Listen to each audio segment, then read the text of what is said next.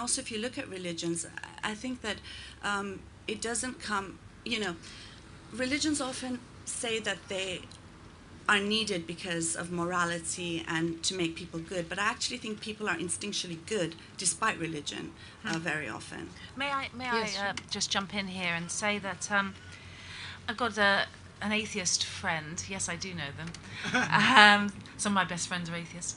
And we were talking about faith.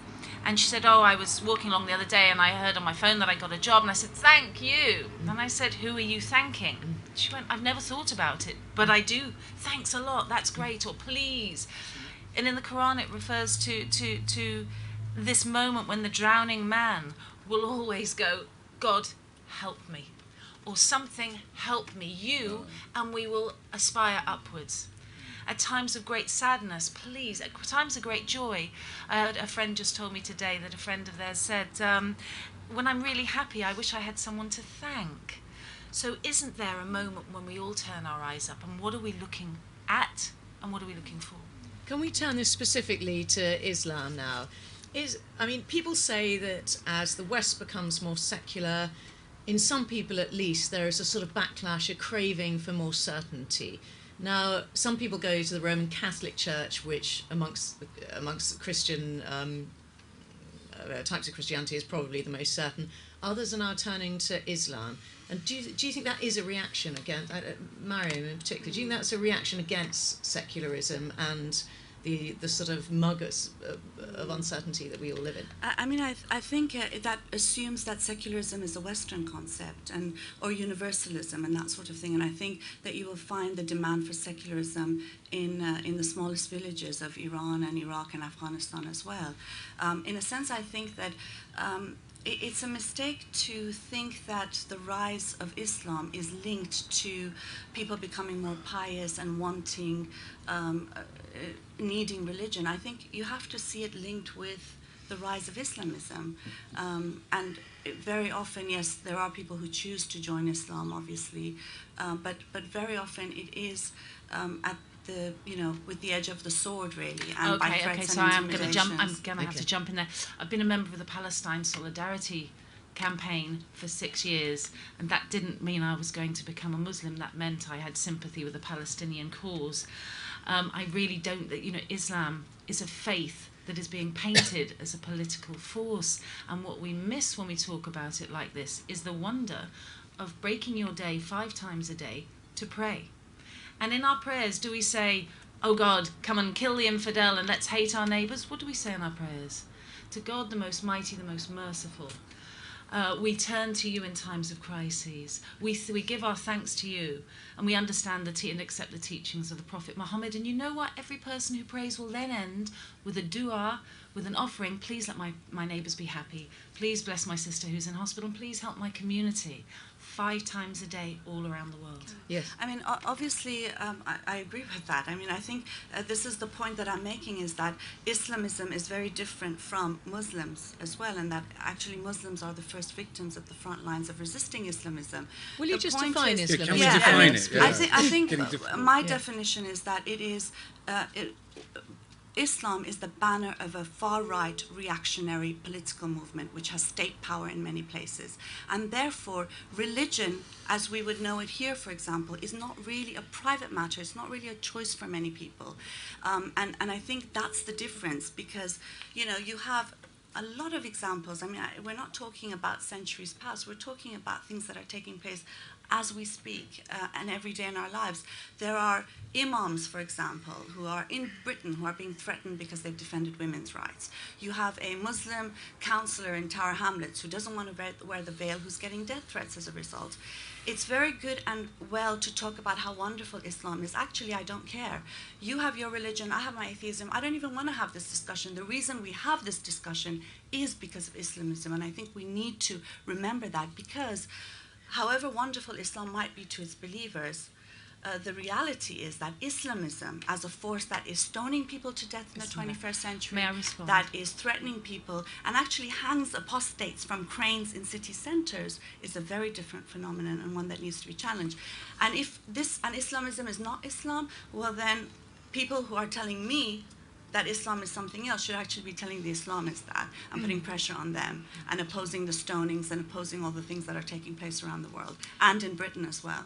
Lauren, you say you're a human rights activist, and yet you work for Press TV, which is financed by the Iranian government, which is about the most Islamist government in the world, has a pretty bad human rights record.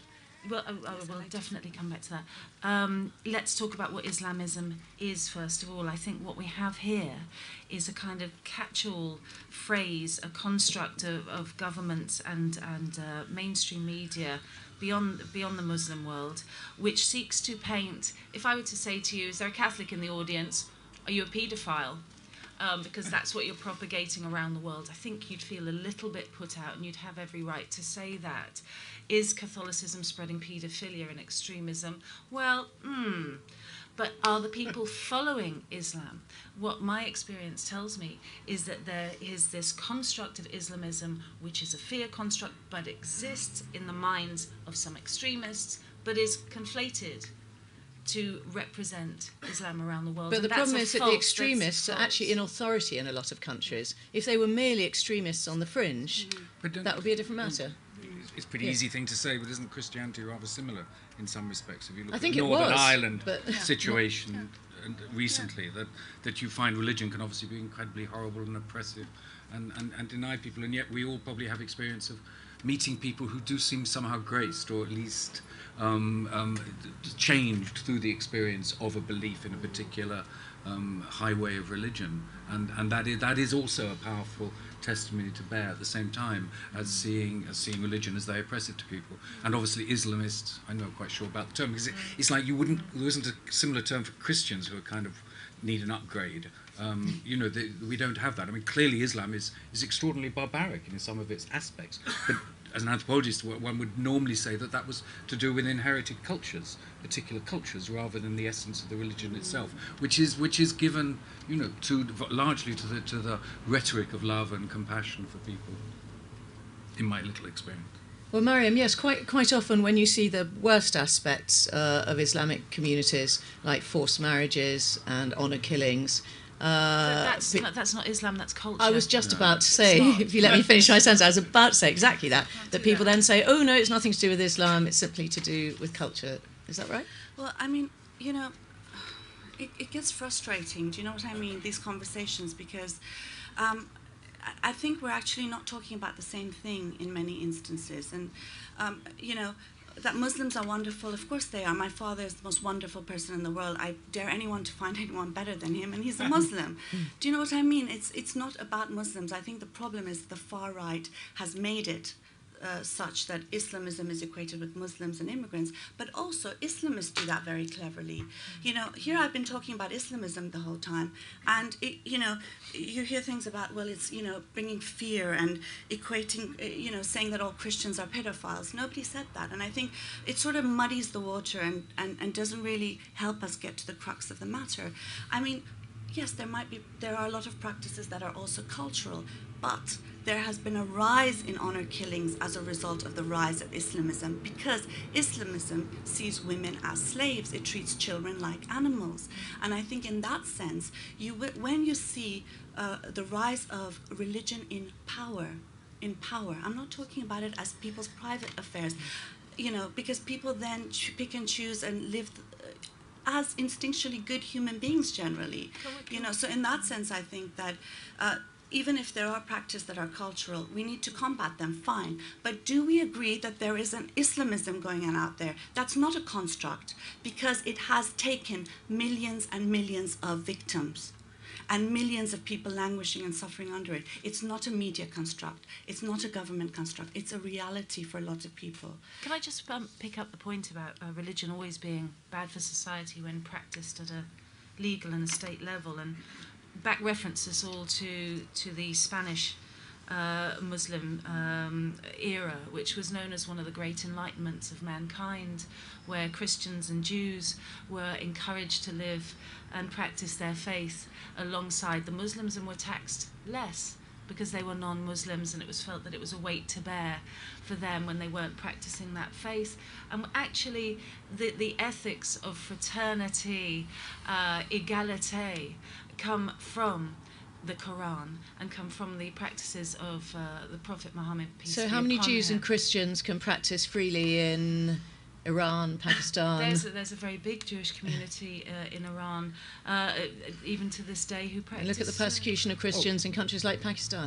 Historically, I mean, for instance, the Ottoman Empire was far, far more generous and beneficent to Christians and Jews than the Christians were Yes, in you're Europe right, for hundreds you're of right, years. you're I mean, the Christians, the barbarism towards the Jewish population for 2,000, well, certainly 600 years in Europe is probably as bad as anything that's ever happened. And in fact, there was a multi-faith harmony to a large degree, for instance, in the Ottoman Empire. The Christians had to pay extra taxes, but otherwise were not oppressed. So why is it changed now? That's the question, because we're talking about now rather than, you're quite right about the past. Yeah. But it's not like that now in lots of countries. I don't know, there's a rabbit loose, isn't there? That's the conclusion of this session, there's a rabbit loose. The light came in and the rabbit took it. Yes. We can say that each civilization has a period of enlightenment and a period in the dark, and that Muslim scholars across the globe today will accept that this incorporation of modern life and using it to live the higher principles of Islam has not happened. And they're inward looking and they're questioning, why have we allowed these small, really schismist, literalists to make such a noise that we're not expanding our scholarly learning into how to make this work. But it's not just that they're not allowed to expand their scholarly learning. I mean, girls can't go to school. They are actually imposing this very narrow view of Islam on entire populations. Yeah. Let's move on. Am I being Islamophobic in objecting to this? Because we want to talk about Islamophobia. No. All communications and debates must be had at this level. The question is, what I'm noticing in debates is that this idea of Islam being the worst thing for humanity is coming up. These blanket catch-all phrases that are based on news bulletins from one section of the world that negate the experience of 500 million Muslims who are silently happy with their lives. Is that Islamophobia? No, it seems to be either a deliberate media frenzy or an ignorance. So no, it's not Islamophobia. Let us have all of these discussions in a happy medium, but let us not come from one stance that doesn't let the light in.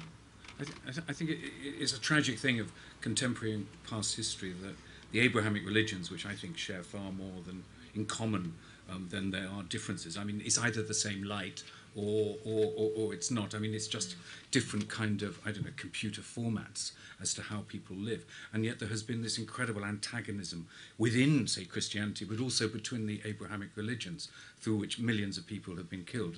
And that is clearly a tragic thing. If you look to the idea that if you kill one person, you kill the world. I mean, I think really something from Judaism, I think. So there's something inherently wrong in how humans experience their brothers, the person in the next valley, how they schematize the other, and politics and religion and water resources and warfare and division come into this. So it is the tangled picture of being human, and how to. Well, I mean, I think the Abrahamic religions do need to realize that they are fundamentally similar, and that all the other things are political and historical overlays. So that would be my kind of integrative pitch. And yet the Pakistani governor who tried to repeal the blasphemy law it's ridiculous. ends up being assassinated. Yeah, I mean, I think the whole thing about apostasy is clearly ridiculous. I mean, Islam, humans need upgrades. I look to Apple to really get with their jobs to do it. I think, the problem with the term Islamophobia is that it sort of gives the impression that it's racism against people, like xenophobia or homophobia. And it's not. I mean, the Vatican had, after seeing the success of the use of the term Islamophobia, tried to bring Christianityphobia into resolutions in the UN as being a form of racism. But most journalists couldn't spell it, so it failed. Thank you. I think there is a fear against Islam, and it's quite a legitimate one because of what's happening worldwide. and particularly given the rise of Islamism, why can't we fear and question a religion and criticize it? I think it's very easy to say that, yes, we should be able to debate. The reality is that people who do speak out against it often face threats and intimidations.